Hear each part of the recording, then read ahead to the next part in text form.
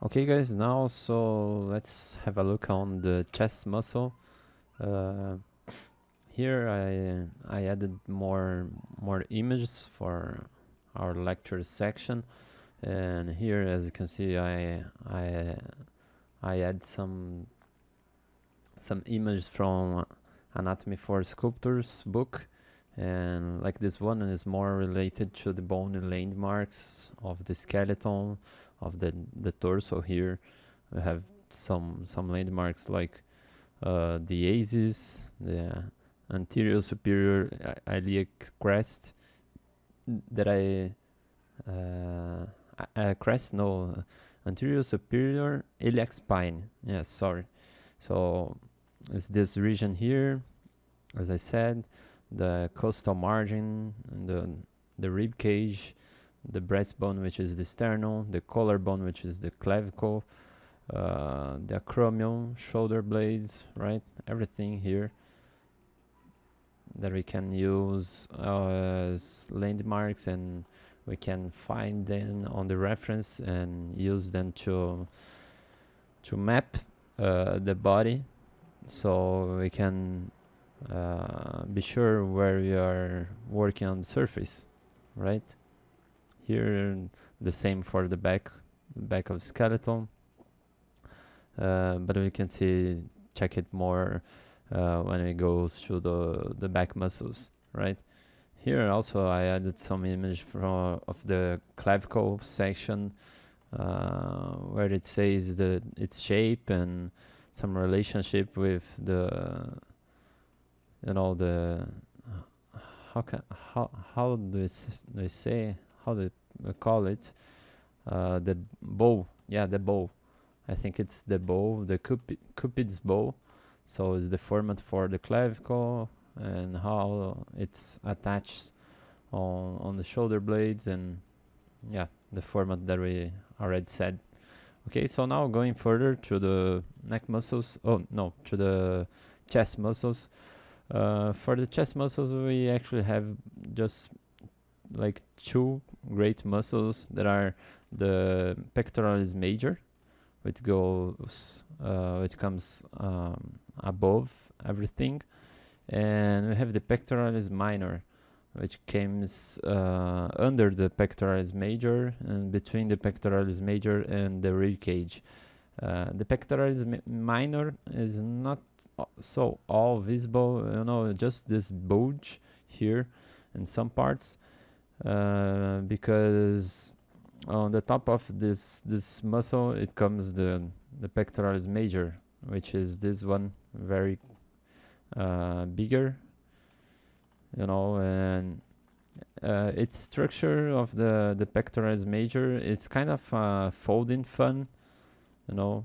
I have some reference here from Proco. It's a really awesome teacher in anatomy for drawing artists, but it also relates to everything in when it comes to human figure. So it's awesome. I really recommend him. And I separated some shots just to show you guys how do we can understand the structure of pectoralis major. Pectoralis major is mainly structured in three parts. One portion, the first will be like the clavicular portion. Its origin from this region right here in the clavicular, and it goes to the humerus into this region, and then we have the sternal portion. It comes all from the sternal bone and also goes to this region on the humerus bone, and we have then the abdominal portion, which goes from the abdominal fascia. I don't remember. It's a fascia, above everything here in the abdominals, and it goes also to the humerus, but more on the top. So because of this, it looks like a folding fan, because the clavicular portion goes to the lowest part, and the abdominal one goes to the let me draw it for you. like here, the clavicular portion goes to the lowest part, and the abdominal portion goes to the highest part of humerus here, and then the sternal portion goes to the to the middle, right? And just like this. Okay. And notice that between the pectoralis major and the beginning of the deltoids, we're gonna have this fossa, which is called the infraclavicular fossa, which is kind of an empty space that we can notice in some reference here, and after we have to make kind of a depression by separating the deltoids that are all this region here from all the pectoralis major, you know.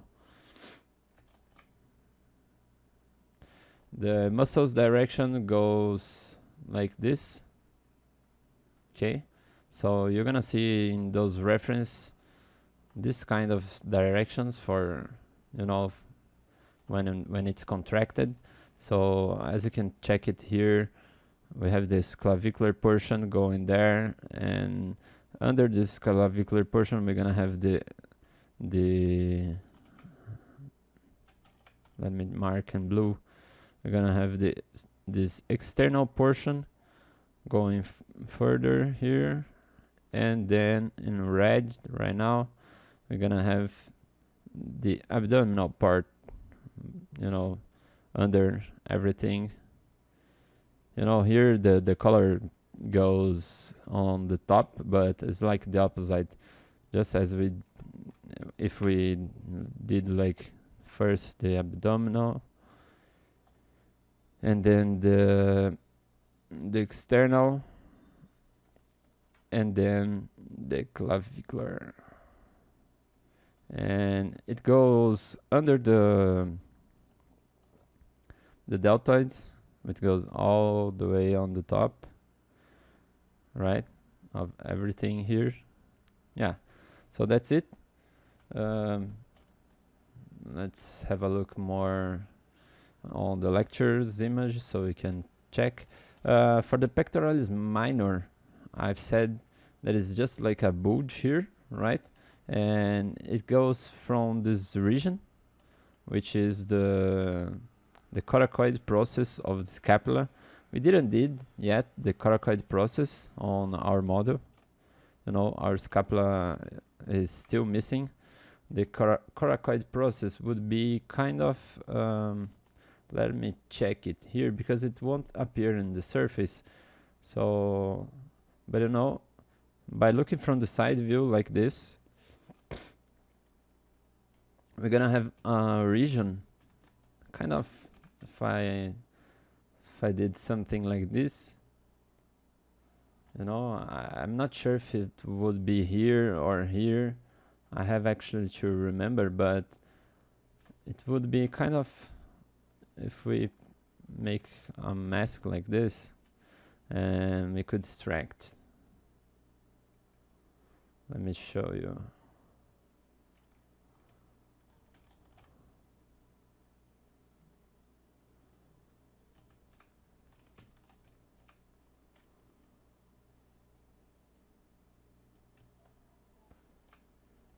Here we are not using Dynamesh. Yeah, we are. So let me just confirm that.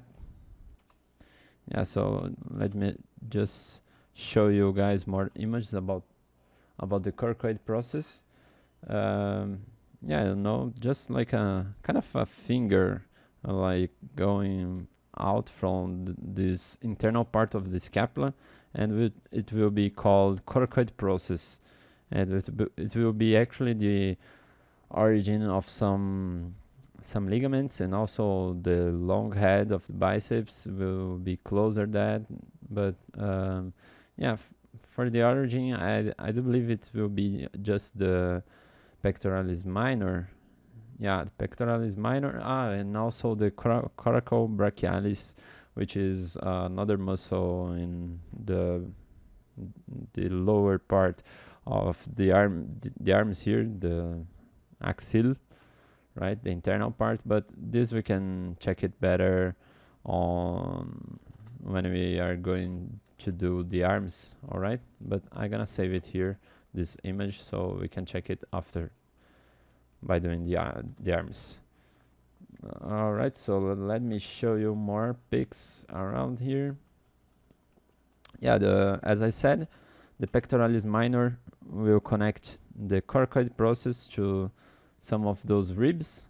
I don't remember actually the numbers of these ribs. I do believe are the fourth, third, and second. I'm not sure the first one would be here or here. It will be the first. So it will be 1, 2, 3, 4, and 5 rib. I'm not really sure, but some of those ligaments here, and it will be bring the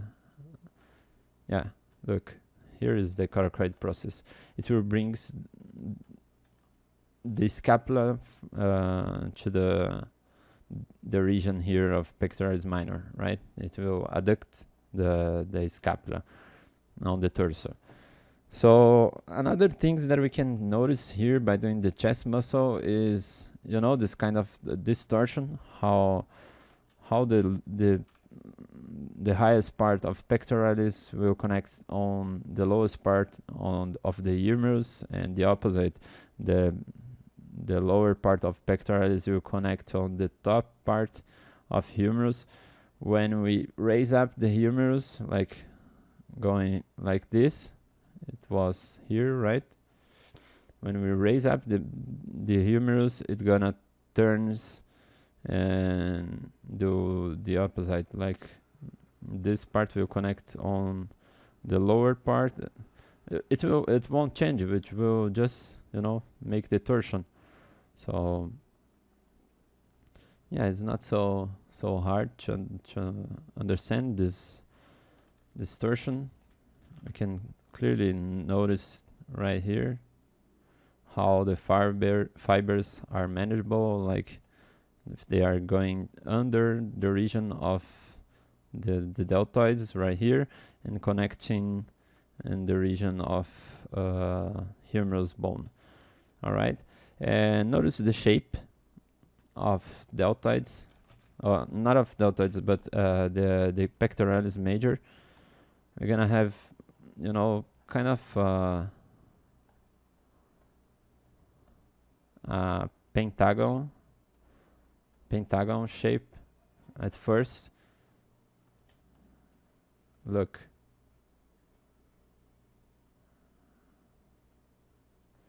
yeah, let me go over here. So at first we're gonna have kind of a pentagon shape, and after we can understand like this cut right here and some inclined region here in the clavicle, because sometimes the clavicle won't be like in a horizontal way like this. It will be a little bit more inclined like so. And yeah, and another thing that I have to say before we go to the 3D is concerning to this the clavicle. You guys remember when we are doing the trapezius muscle? This is the trapezius, you know, here would be the neck, like here, and the same happening all around there. And this is like a view from the top view. This is the pectoralis major, right? And this is the trapezius muscle, and this will be the clavicle that I'm drawing now in blue, right? So once this is the clavicle, notice those shapes that we said about dividing the clavicle in 3 shapes. Yeah. So I have this first region, which is more faced forward, facing front. We have this middle part, which is more in facing the diagonal angle of the character, and we have this last part right here that is more the facing forward as well, and it's exactly this region that we're gonna have the trapezius muscle connected, right? And as you can notice here, I'm gonna draw in red. For the pectoralis major, it gonna comes from these two parts, right, of the clavicle, by leaving just a little bit for the infraclavicular fossa, that empty space between the pectoralis major and the deltoids that I said. All right, here we have the acromion process, and yeah, no, not in the acromion process, just the acromion, which is that region of scapula, right? Yeah, the acromion process. Yeah, sorry, just forgot. So yeah, let's do the packs on the 3D, and let's have a look on it. Okay, guys, so let me just refine here a little bit more the coracoid process that we did on the scapula. So I'm gonna do update the Dynamesh and do just a little detail like this, right? Just in order to have the muscle right in the right position, and maybe it would be more, it would be closer, you know, to that part and of the acromion process, more on the top right here, I'd guess so. And I'm gonna raise up a little bit more this humerus bone, like, all right. And by starting from the pectoralis minor, I'm gonna make it then like making an extract view. Let me show you. So I hit extract there, and now, oh no, I just want this one right here, and let's clean the mask. So now I can grab it and show you better how it's gonna be.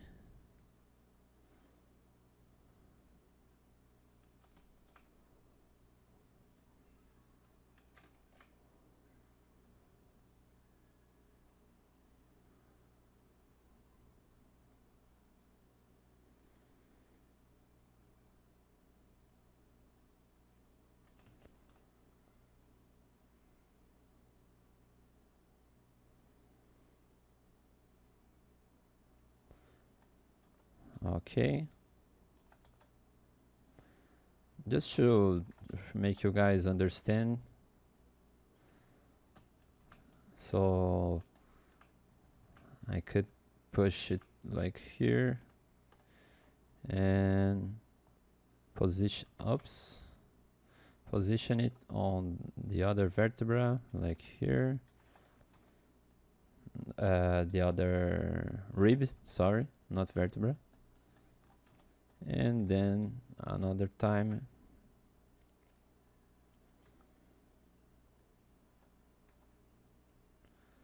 and it will be more like so. Okay, so this is supposed to be the pectoralis minor, origin and insertion. Okay,